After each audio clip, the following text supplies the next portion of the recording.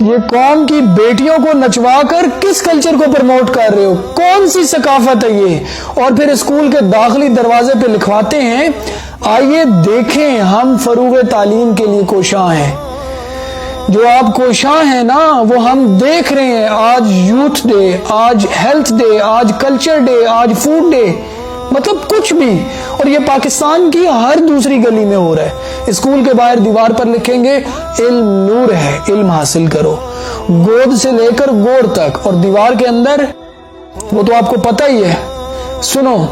سنو میں ٹاٹ والے اسکولز میں پڑھا ہوں جہاں یہ سب نہیں ہوتا تھا، ایک پیور اردو میڈیم اسکول میں، and now I am a PhD scholar and I've been teaching mathematics in different states of USA and I have students all over the world، اور ہم سے یہ سب نہیں کروایا گیا تھا۔